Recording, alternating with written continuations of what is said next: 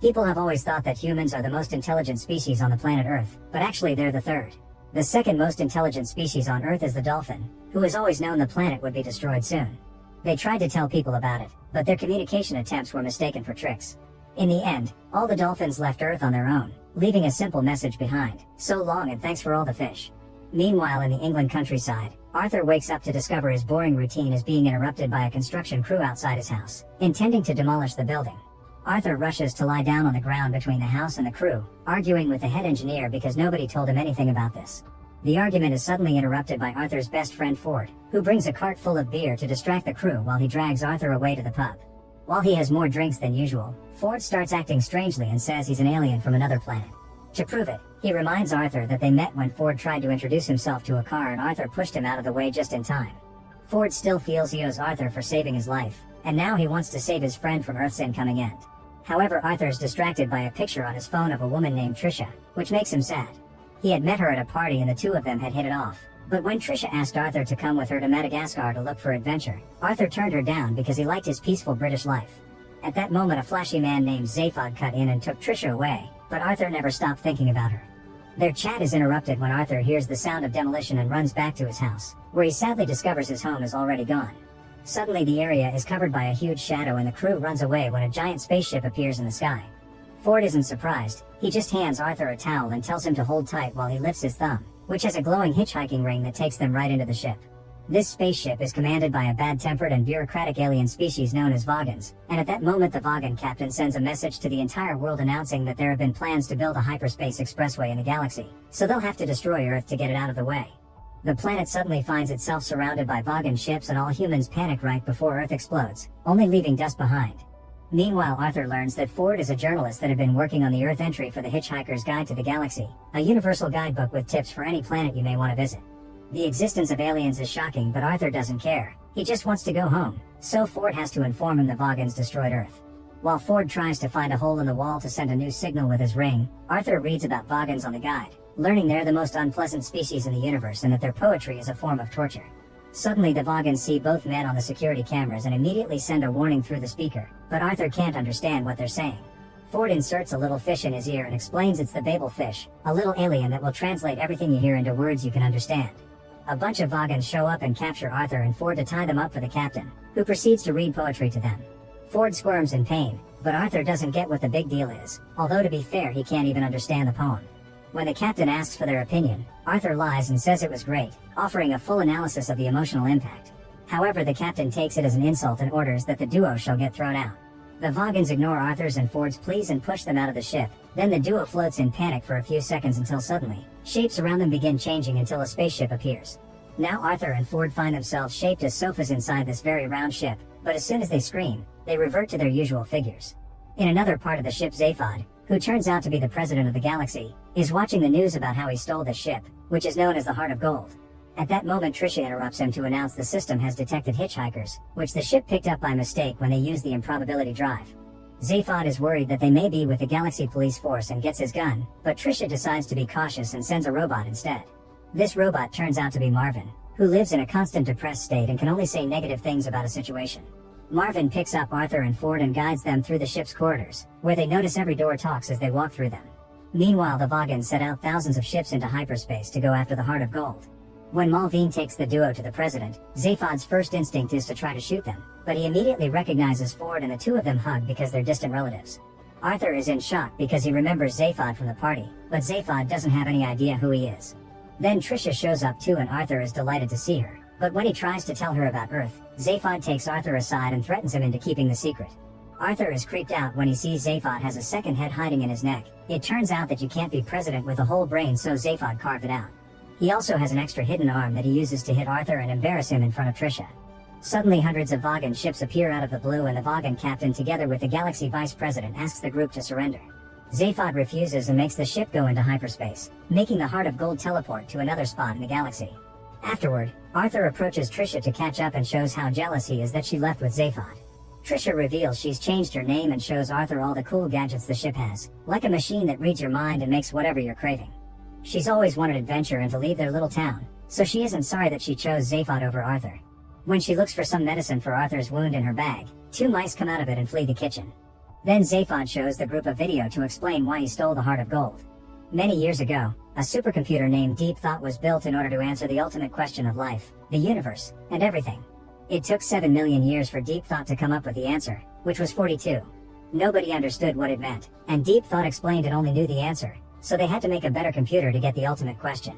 Zaphod wants to find the ultimate question for fame, and for that he needs to go to planet Magrathea, which can only be reached with the Heart of Gold's improbability drive through trial and error. The improbability drive teleports the ship to a random location in the cosmos, and this sometimes causes weird shape-shifting effects on the passengers that go away after a few seconds. This time when Zaphod activates it, the crew transforms into knitted figurines. This distracts Arthur and gives the mice the chance to pluck some hair from his head. After they return to normal, they discover they've arrived at Vilvotal V, home of Zaphod's political rival. Zaphod wants to pay him a visit, so they land the ship and meet the Jatravarted people, who believe the universe was sneezed out of the nose of a being called the Great Green Arkle Seizure. The group interrupts a ceremony praying for the coming of the Great White Handkerchief, and Zaphod meets with his rival Huma to ask him for the coordinates to Magrathea. Huma is still angry that Zaphod won the election, but accepts to give him the coordinates if Zaphod brings back from Magrathea a legendary gun. Zaphod accepts, and to make sure he comes back, Huma takes one of his heads. The group leaves with the coordinates, but when they come out they discover the Vogons surrounding the building. The Vogons immediately open fire and the group runs to hide behind a column, so Trisha comes up with a plan to escape. She holds up an aerosol can against Zaphod's head and pretends she'll kill him in order for the Vogons to let her pass. Unfortunately, the Vogons manage to grab her and arrest her on the spot before opening fire on the guys again. Ford and Arthur pick up Zaphod and drag him back to the ship to escape. Zaphod tries to make the ship go to Magrathea, but Arthur stops him and asks to be taken to Vogsphere, the homeworld of the Vogons, to save Trisha. The ship's AI informs them the guidance system has been deactivated, which the mice did in secret. They have no choice but to use a regular escape cop and fly the traditional way. Moments later, the group arrives at Vogsphere. Since Zaphod isn't thinking clearly with only one head, Ford puts a cap on his head on which he must squeeze lemons every few hours to give Zaphod's mind a kick. Then the men begin making their way to Vogon prison, only to encounter swatters on the ground that hit them every time they take a step. No matter what they try, they can't stop them, thus the trio runs through the swatters to reach the building in absolute pain. In the meantime, Trisha is interrogated by the Vogons and she finally learns that Earth was destroyed. When she wonders how that could have happened, she discovers Zaphod signed the paperwork without even reading it because he thought he was signing an autograph. As punishment for kidnapping the president, it's decided that Trisha will be fed to the ravenous bugbladder beast of Trawl. At the front desk, the Vogons put the trio through lots of bureaucratic drivel and constantly ask for more paperwork. When they're finally done, the Vogon realizes they're trying to bail out Trisha and explains she's not eligible because kidnapping the president is too serious. Arthur and Ford make Zaphod tell them it was all a misunderstanding, and now they have to fill the paperwork all over again using presidential forms. After lots of signing and box ticking, their request is finally accepted and they save Trisha right before she's fed to the beast. However, Trisha isn't happy to see them and slaps Zaphod for destroying Earth. She's also angry with Arthur for lying to her.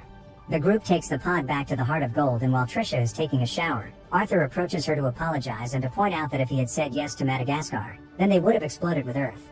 Then Zaphod uses the coordinates to make the improbability drive take them to Magrathea, which puts them through a bunch of funny shapes again. When they come closer to the planet, they receive a pre-recorded message saying the planet has been temporarily closed. Zaphod ignores it and tries to land the ship anyway, causing another message to inform them 2 missiles have been sent to destroy their ship. The AI hands Zaphod manual controls to dodge the missiles, which makes the entire ship shake like crazy. Using the improbability drive like this is dangerous, but Arthur decides to press the button anyway. After a short moment of turbulence, they discover they're in the same place, and the drive affected the missiles instead. One became a bowl of petunias and the other transformed into a whale that has an existential crisis before it falls on the planet. Now the group can land and explore Magrathea safely, and they encounter a bunch of different portals. An argument ensues on which one they should take, and Arthur is still too afraid of the dangers of the unknown. Trisha ignores the guys and jumps into a random portal, so Ford and Zaphod quickly follow her. Arthur keeps on hesitating, and by the time he finally makes up his mind, the portal is already closed. Arthur sits with Marvin without knowing what to do and is found by a man known as Slarty Bartfast, who tells Arthur that his friends are safe before taking him away into another portal, leaving Marvin behind. They show up in a room filled with miniature worlds as Slarty Bartfast explains his job consists of designing and creating planets, and it was his company that created Earth, but the demolition had been an accidental mix-up. Then Slarty Bartfast takes Arthur to the planet factory and reveals they are finishing a copy of Earth they had in the system backup. Meanwhile, Zaphod, Trisha, and Ford finally reach Deep Thought, only to find the computer watching TV. They ask about the ultimate question, but Deep Thought is bad news. The computer that had the question had been on Earth, meaning it's destroyed. The trio is disappointed but also remembers the other half of the mission and goes looking for the gun, finding it inside the computer. This is the point of view gun, which makes a person momentarily see things from the perspective of the shooter. It was created by housewives that wanted their husbands to listen to them, therefore women are immune. Trisha immediately shoots Zaphod with it to make him understand why she's angry, but hearing him speak her own thoughts makes Trisha realize that she's upset because she's discovered life is meaningless and that she's been jumping from guy to guy to fill the hole in her heart, yet she ignored the one guy that could truly understand her. Suddenly a door opens behind them and they see a couple of mice before a light blinds them. Back to Arthur, he hears the story of Earth being a commission paid by mice, who are the most intelligent species on the planet. All this time, mice had been experimenting on humans while letting them believe they were the ones experimenting on the mice. Then Slarty Bartfast takes Arthur to a replica of his home, and Arthur happily runs inside only to find Ford, Trisha, and Zaphod at the breakfast table. There are also 2 talking mice that say they've been observing humans to find life's ultimate question and that they'll need Arthur's actual brain to finish the experiment. Suddenly Arthur is restrained on his chair and 2 small saws appear to start the procedure while his friends fall asleep because of something that the mice put in the food. Trying to distract the mice, Arthur begins making philosophical questions, but soon he's unconsciously talking about his own feelings and how much fun he's had the past week compared to his entire previous life. He also talks about Trisha, but since the mice don't care about love they proceed with the saws. At that moment Arthur manages to break the restraints and smashes the mice with a bowl, discovering that their actual identity is the 2 aliens that created Deep Thought. Then everyone wakes up as the house starts to shake because hundreds of Vogons have landed outside with the Vice President and Marvin, ready to rescue Zaphod from his supposed kidnappers. The group quickly runs away to hide behind an RV, dropping the gun by accident. When Marvin tries to join them, he gets shot in the back of his head and falls, seemingly dead. While the group hides inside the RV, the Vogons open fire again and make the RV fall to the ground. When it seems all hope is lost, suddenly Marvin activates again and uses the gun on the Vogons, which instantly makes them all depressed and drop on the floor without the energy to do their jobs. Afterwards Slarty Bartfast shows up to announce the new Earth is finally ready, so he wonders if Arthur thinks there's anything missing. Arthur says that the only thing missing will be him. Then he asks Trisha to join him on the next adventure, and the couple leaves together in the Heart of Gold to visit the restaurant at the end of the universe. While Arthur and Trisha kiss, the new Earth is put back in place and the circle of life begins once more. Arthur's final words before the ship leaves are that he won't go anywhere without his towel, and these words accidentally travel through a wormhole that reaches an alien species whose language understands the sentence as an insult. Furious, the aliens travel to Earth to invade, but it turns out they're so small that their tiny spaceships are swallowed by a dog, proving once again everything is a matter of perspective. Make sure to subscribe and turn on notifications so you can watch more videos like this. Thanks for watching.